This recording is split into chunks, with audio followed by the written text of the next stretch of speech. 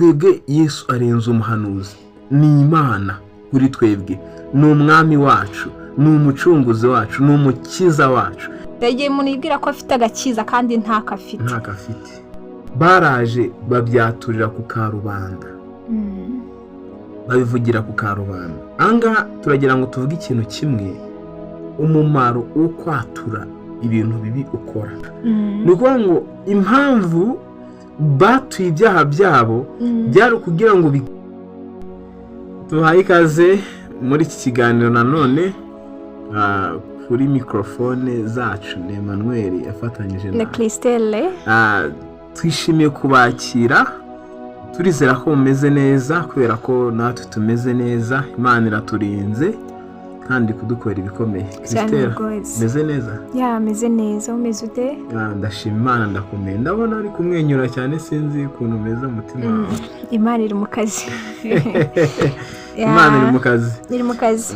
N'ibisanzwe rero Imana ihabwa icyubahiro kumeze neza. Turizera ko n'abadukurikiye aho baherereye hose bameze neza. Kandi wamungane wa munyamakuru n'abatameze neza bihangane, ejo ni heza. Hari umuntu uretse kumbwira ngo leo ni black, kesho ni white. Ubwo ni ukuvuga iki kuba tumva? Okay, uyu munsi ni umukara, ejo bishobora kuba umweru. Rero ntabwo ibintu bihora bimeze neza. Ni ukuvuga ngo uyu munsi bishobora kuba ari bibi ariko ejo bikagenda neza. N'uwo bitameze neza rero yihangane, turizera ko bizagenda neza ejo rwose. Nta joro ridacya. Nta joro ridacya kandi ngo nta mvura idahita. Haleluya. Amen. Hanyuma rero uyu mwanya n'ubundi ni kwa kundi tuganira ku magambo y'Imana, tuganira ku ngingo nyamukuru y'agakiza n'ibindi byose bishamikiye ku gakiza, kubera ko twamamaza ubwami bw'Imana. Nibiki bisabwa kugira ngo umuntu ajye mu bwami bw'Imana? Ni iki umuntu akora kugira ngo ajye mu bwami bw'Imana? Wamaze kuvuka bwa kabiri, wamaze gukizwa, ni iki akwiriye gukora, yitware gute? Ese uyu muntu izeye Yesu Kristo yabirangiye? Ese umuntu amaze kwizera Yesu Kristo ni iki kihe yakora niba gihari? Insanganyamatsiko nk'izo zose nizo tuganiraho. Uyu munsi rero by'umwihariko turaza kuganira ku ki, Christelle?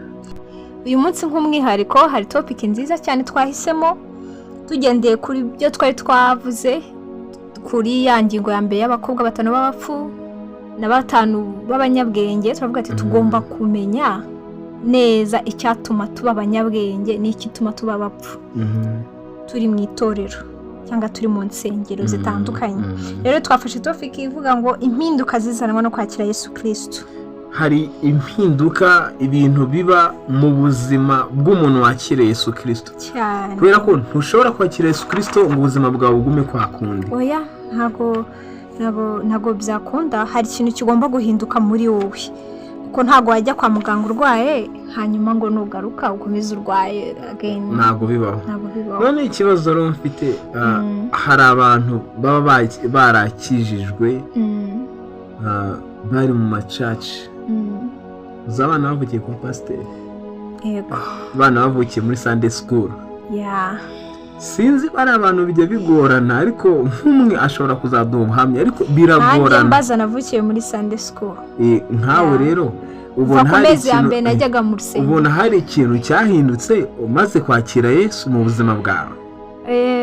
Biriya bintu akenshi noneho n'abantu benshi twakuriye muri ADPR biratugora cyane. Tuba tuzi yuko dukijijwe, turimo neza, nta kibazo, ukarinda n'imyaka yawe, ugiye muri internet ukagaruka aririmba, ukagaruka ukagira ngo urakijijwe, kandi still nuko wavukiye mu idini, mu itorero, ukumva yuko ukiri kandi wisuzumye neza. Niyo mpamvu twabitekereje tugasanga ari igihe umuntu yibwira ko afite kandi adafite. Igihe umuntu yibwira ko afite agakiza kandi ntakafite. Urumva rero abo bantu bakuriye mu itorero cyangwa mu idini, bivuze ko bamwe muri bo nabyawe nituvuga ngo kwatura ngo kakire Yesu Kristo, ngo uzamura akaboko kawe ngo mwami Yesu ndakwakira mu buzima bwa, ntago bibaho. usanga bavuze ngo dufite umubatizo kuri tariki kabati mama nayo numa nshaka kuzagira gute kuzabatizwa ntiyigeze yatuza akanwa ke ko Yesu ari umwami n'umukiza w'ubugingo bwe ntiyigeze yicara ahantu ngo yumve ko akeneye Yesu mu buzima bwe ni ibintu yisanzemo gutyo yibona byabaye baravuga ngo bafite umubatizo nawe bati nayo ndagira gute nzabatizwa mbese ugakura gutyo tukakomeza dukura gutyo utazi iki ngewe nagiye gusobanukirwa neza ukuri n'agakiza n'icyo ngomba gukora bitinze cyane nabimenye nkuze cyane mu myaka 20 irenga nibwo navuze ati okay burya ntago ndi mu nzira nyayo rero kandi wari uzi kukijijwe njya gusenga meze neza mukijijwe cyakijijwe n'ubu kandi turakijijwe ubu ngubu nubwo namenye neza Kristo nyawe rero urumva ikintu turi kuvuga biragoye ku bantu baba barakuriye mu babyeyi basenga muri famiye zisenga biragora ku bantu baba barakuriye mu gakiza umuntu byorohera nkanjye story yanyu itandukanye n'iyawe nakuriye mu muryango udakijijwe ushobora kuba ndi umwe mu bantu ba mbere bakijijwe mu muryango wacu urumva rero nta byame byamye kuvuga ngo wakuze ujya gusenga reka twe twajyaga kugusenga ari uko habaye ubukwe ku rusengero buri ku cyumweru tujyayo no muri repetisiyo ngewe nari inzu urusengero ari uko ku rusengero habaye ubukwe ari ukuntu nyine urusengero nko muri za ADPR bakoraga nko kuwa gatandatu ukabona amamodoka menshi ukabona abantu benshi ukaba bati ntange reko reka njye wayo ugasanga hariyo keke harigiye kwirebera fanta urumva uko niko ngewe nzi inzu y'Imana ngewe rero igihe cyarageze numva ko nkeneye Yesu mu buzima bwanjye ndabana ubuzima nari mbayemo ngomba kubusezerera nkatangira ubundi buzima bushyashya rero ku bantu twakuriye mu famiye adakijijwe biratworohera kubona igihe twakirijwe wakijijwe ryari wakijijwe iki wasize ibiki ariko ku bantu bakuriye mu miryango nyine ikijijwe nk'abana b'abakozi b'Imana cyangwa se ujya gusenga ukabatizwa ujya gusenga ukisanga wabatijwe biba bigoye ahangaha rero tugiye kuvuga muri iki kiganiro ibintu biba mu buzima bw'umuntu wakiriye Yesu Kristo ibintu biba mu buzima bw'umuntu igihe yakiriye agakiza yakiriye ubutumwa bwiza muri rusange n'ibiki biba turaza kwirefera ku bintu byabaye muri Efeso igihe abanyefeso bakiraga ubutumwa bwiza Paul ahageze ari kubwiriza ni ibiki byahindutse ni ibiki byakoretse hari ibintu byinshi byakoretse mu banyefeso ubwo Paul yahagiraga akababwiriza ubutumwa bwiza tugiye kuvuga ku bintu bingahe ubwo 5 ni ibintu bingahe 5 byakoretse ubwo Paul yageraga muri Efeso akabwiriza ubwo bivuze ngo ibi bintu 5 tugiye kuvuga ni nabyo bikunze kugaragara mu buzima bw'umwizera wakiriye Kristo nubwo ari byo muri Efeso ariko uraza gusanga ari nabyo ba mu buzima bw'umuntu wakiriye Kristo icyambere ni ikintu mu Kristo icyambere ni ukwizera ubutumwa bwiza ni ukuvuga ngo ubutumwa bwiza bigeze ahantu y'abantu bakiriye ijambo ry'Imana barizera abanyefeso barizeye Paul yarahageze arababwiriza ababwira ijambo ry'Imana twese turizera nanjye icyo gihe nari nizeye Yesu Kristo umwami wanjye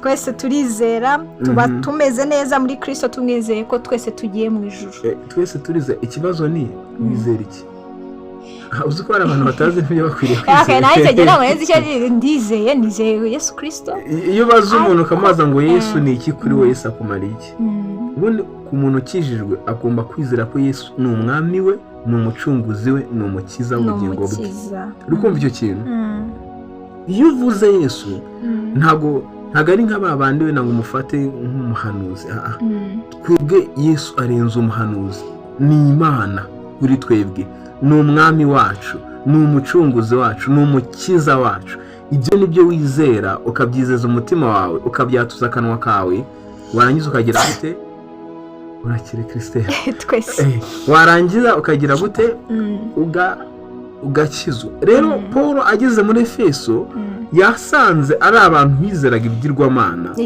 ababwira ubutumwa bwiza maze kubabwira ubutumwa bwiza barizera bakira ubwo butumwa bwiza barakizwa icyo nicyo cya mbere kiba iyo umuntu yakira ubutumwa bwiza urabwizera icya kabiri ni ikihe icya kabiri cyaba muri Efeso bamaze kwizera barangije batura ibyaha byabo ndi gusoma ino nkuru yo naratangaye ikintu cyo kwatura ntabwo cyoroshye muri iyi minsi Bibiliya iravuze ngo batuye ibyaha byabo dusoma ijambo ry'Imana wenda rino jambo muri mu gitabo cy'ibyakozwe n'intumwa igice 19 ku murongo 18 gusa aya magambo ni meza wayasoma kuva ku murongo wa 8 kumva n'iyi nkuru neza ukuntu byagenze ariko reka ngusomere ku gice cya 18 gusa kugira ngo twihute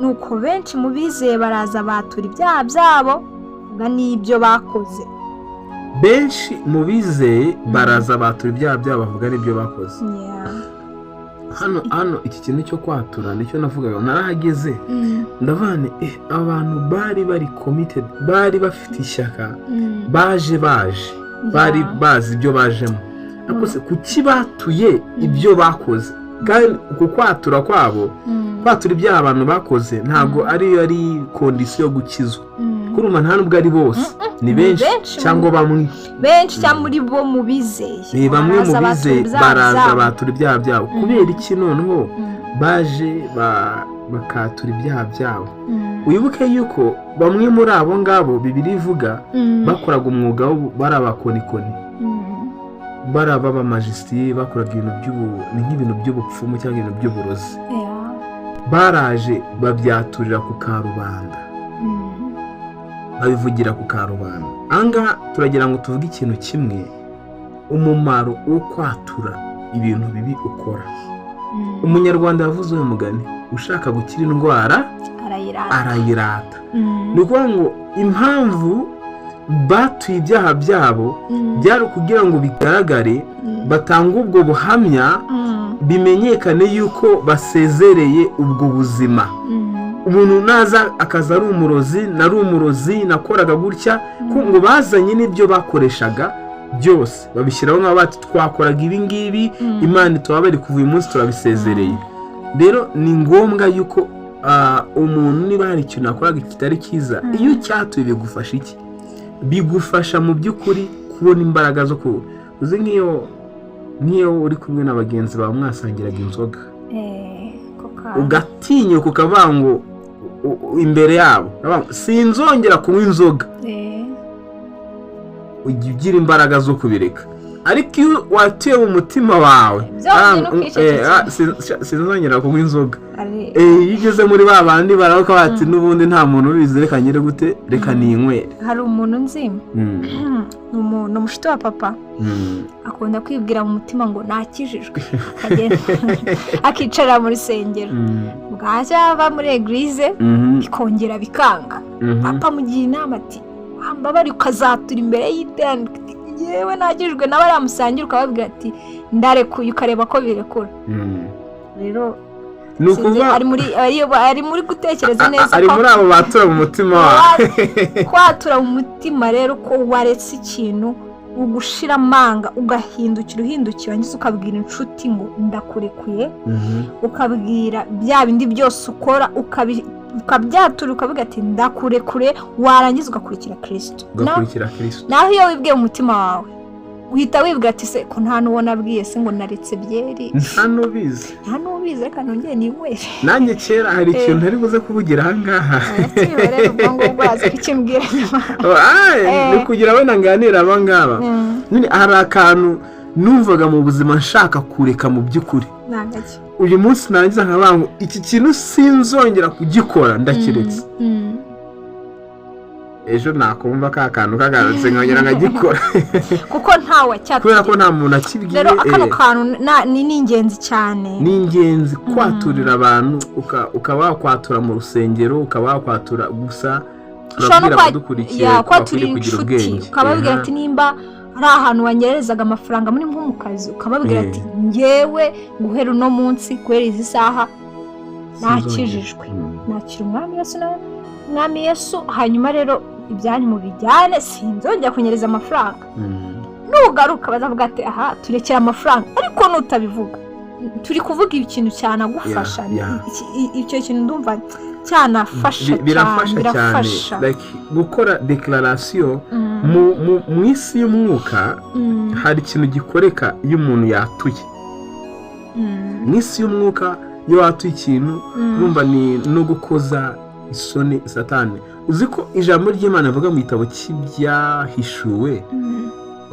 igihe bavuga ngo ishime wajuruwe ngo nawe wasuye gushirikirana kubera ko satani agize gute akuzi baravuga ngo bazamuneshesha ijambo ry'ubuhamya bwabo kuko ikintu cyo gutanga ubuhamya ugahamiriza abantu ugahamya imbere y'abantu kirimo imbaraga tuneshesha satani niyo mpamvu abantu benshi bigiye bananira kubireka ko ntibashaka gutanga ubuhamya ariko iyo ugiye kwa rubanda ugatanga ubuhamya uti nari uyu nguyu sinzongera ujya ugira imbaraga icyo kintu tugitinda wenda tuzakivugaho by'umwihariko imbaraga n'ubushobozi biva mu kwatura n'umumaro wo kwatura reka tujye ku ngingo ikurikiyeho tugiye kugeza ku ngingo ya 3 ngo abana b'Abanyefeso ngo baretse imyuga itarimo gukiranuka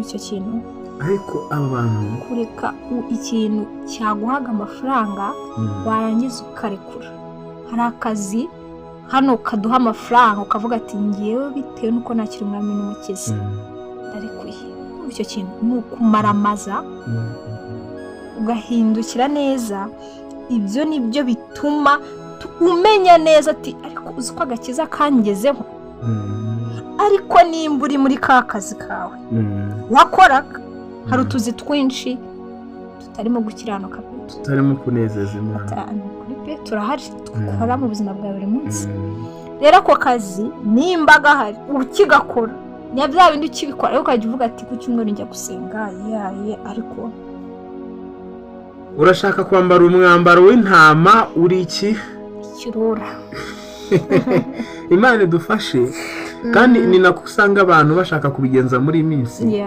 barashaka kwitwa nyine kugira iryo zina ugire statut y'ukuri umukristo yo kujya gusenga kuriganya abantu mu kazi urariganya mu kazi urasambana ni gute umuntu aba ari umukobwa ukaba ufite akazi wakinjiye umutanze ruswa winjiye mu kazi utanze ruswa y'igitsina kandi biracyagusaba gutanga ruswa y'igitsina kugira ngo akazi ukagumane kubera ko buriya niba hari ikintu wakoze kugira ngo ubone ikintu bizagusaba gukomeza gukora cya kintu niba waratanze igitambo runaka kugira ngo ubone ikintu bizagusaba gukomeza gutamba bya bitambo kugira ngo cya kintu tuzagera utazagitakaza hano hari ijambo ntabwo nguciye mu ijambo hano hari ijambo riri mu byakozwe n'Imana n'ubundi byanshimishije cyane ngo kandi mu byakozwe n'Imana n'ubundi 19 ku murongo wa 19 baravuga ngo kandi benshi ngo bakoraga iby'ubukonikoni ngo bateranya ibitabo byabo by'ubukonikoni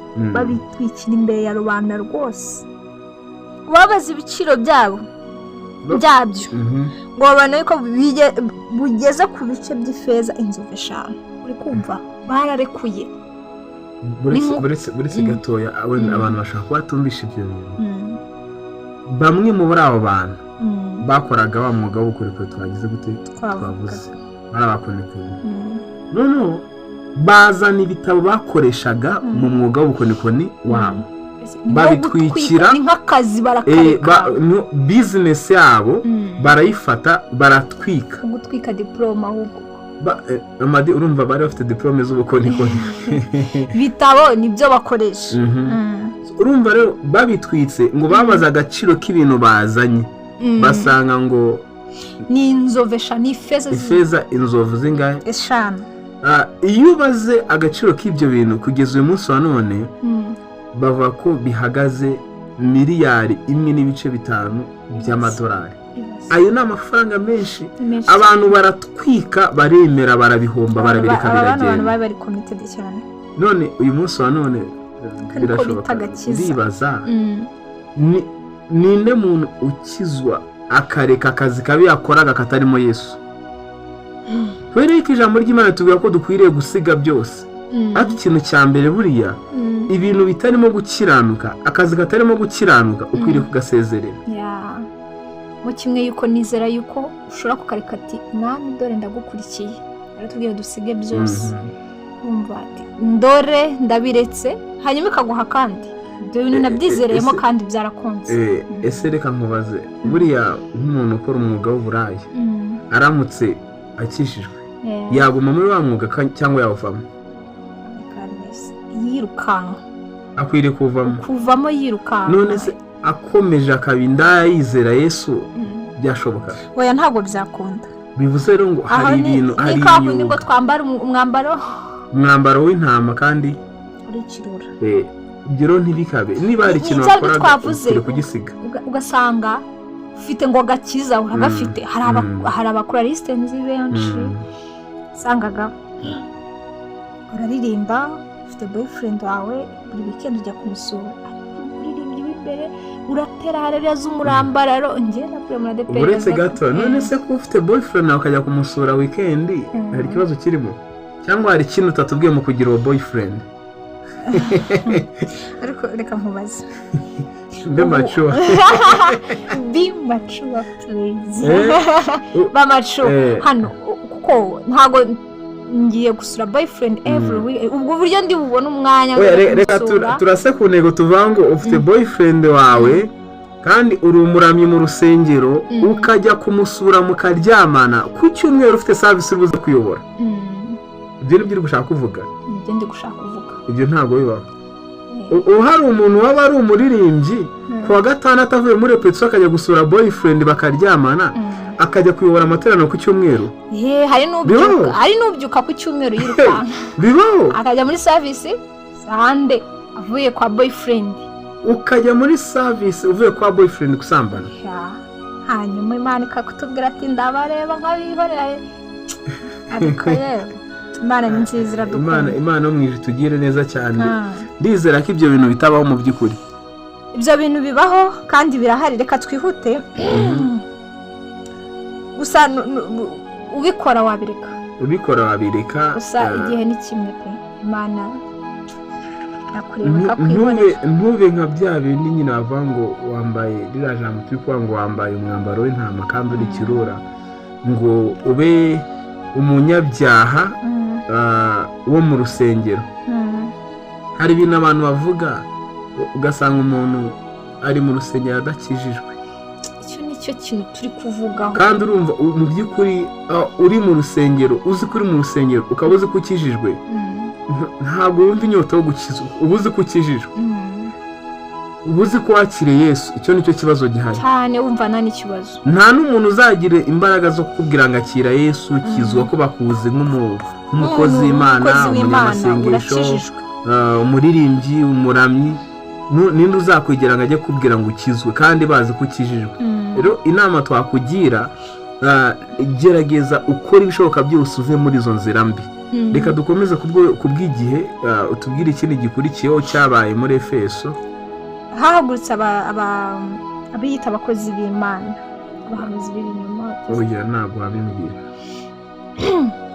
Iyo wakijijwe wakiriye agakiza, Pawulo yabwiye neza abana b'Efeso, arababwira ati ndagiye nabasezeye ko yamaranye nabo nk'imyaka itatu.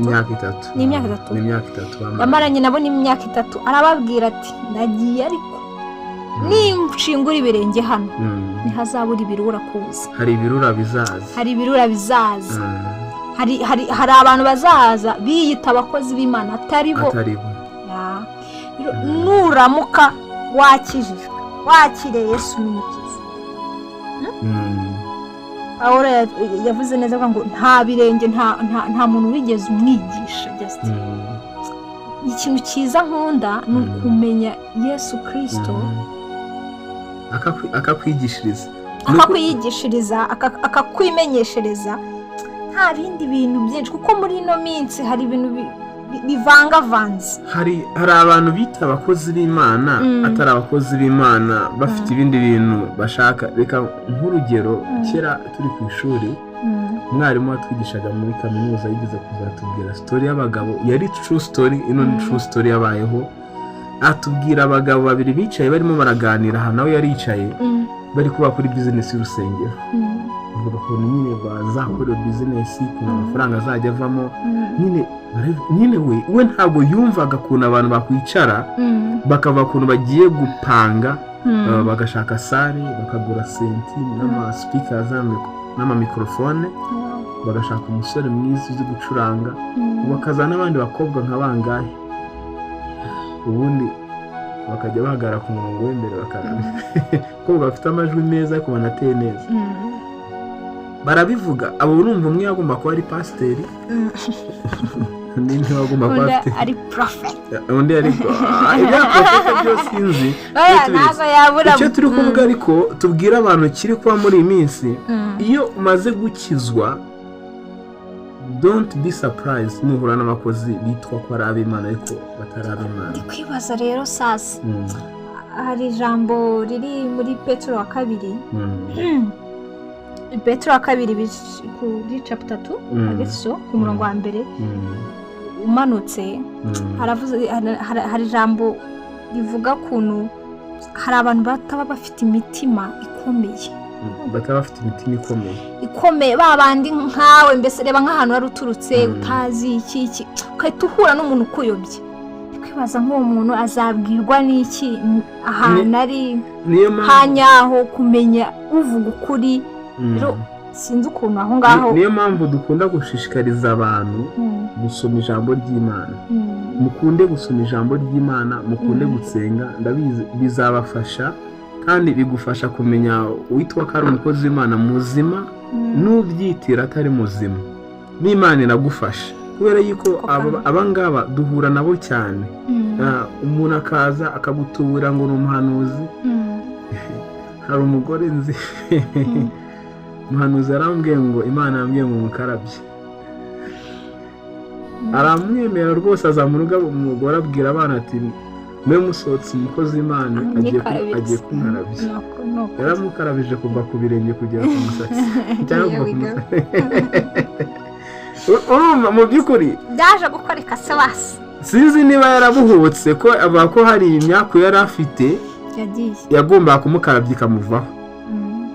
Rero bene data, don't be surprised, ntuzatungurwe nubona abantu bita ko ari abakozi b'Imana atari abakozi b'Imana, kuko icyo ni kimwe mu bintu bigera cyangwa se biboneka ahantu hagize agakiza. Nyuma y'agakiza ko mwemereka kugezeho, umukozi w'Imana muzima kugezeho, hari abandi bantu baza kuza bitwa ko ari abakozi b'Imana, ari byo byabirura. Imana rero ijye igufasha izakurinda. Ako kantu niko karamfashije ni ugusoma Bibiliya, kuko cyane iyo utarakomera muri wowe birakwangiza. Ntabwo umenya ngo ndajya he ndava he, ushobora kugenda ahantu ukasanga barakuyobeje. Just read Bible, soma Bibiliya, ubwire ati Yesu Mwuka Wera nsobanurira, usobanurire. Tujye kuri pati kuri number 5.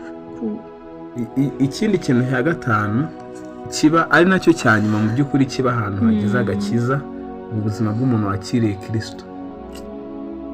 Niki Kristo yakomona kirakomeye. Intambara zivuye kwihagarikwa y'imyuga mibi.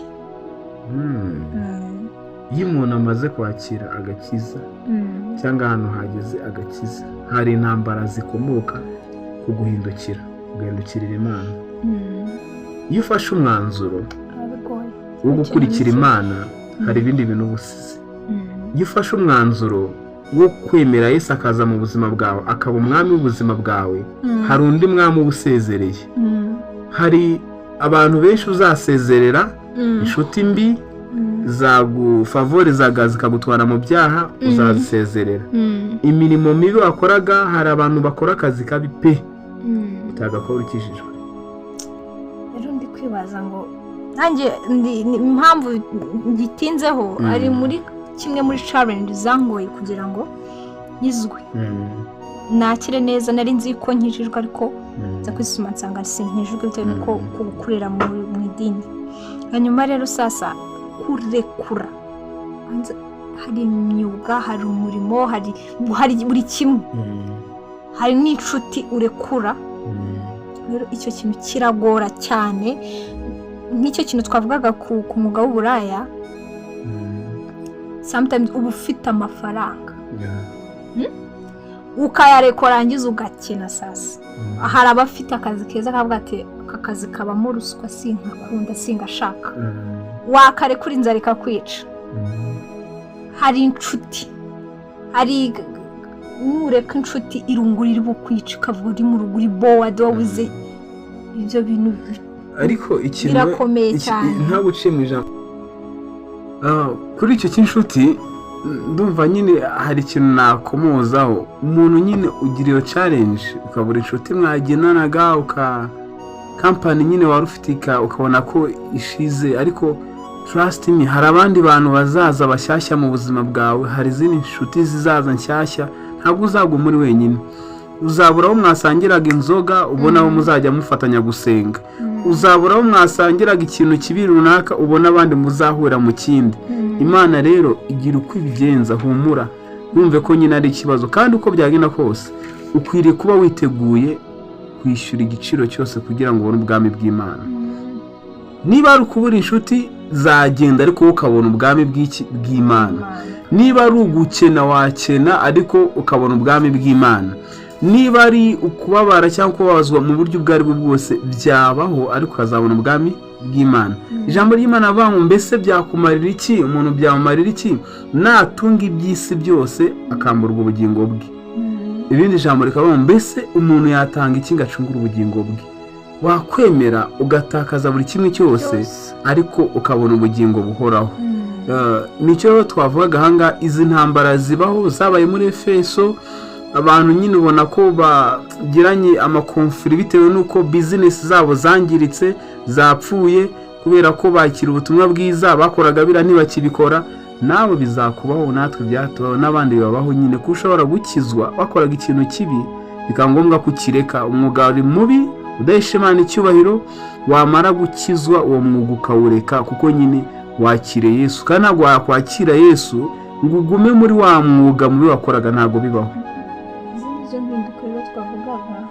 izi nizo mpinduka rero twavugaga zizanwa no kwakira Yesu Kristo umwami n'umukiza Imana rero ibaha umugisha tuzakomeza kugenda tuganira ku magambo nk'aya ngaya kandi turizera ko hari icyo akomeje kugenda abafasha niba hari ikibazo ufite cyangwa igitekerezo ushobora kutwandikira inbox cyangwa se muri comment section ari ikibazo twagusubiza cyangwa ari igitekerezo byose turabyaappreciatinga murakoze cyane Imana ibaha umugisha Christelle reka tugarukiranga ikiganiro nakagaruka Shalom Shalom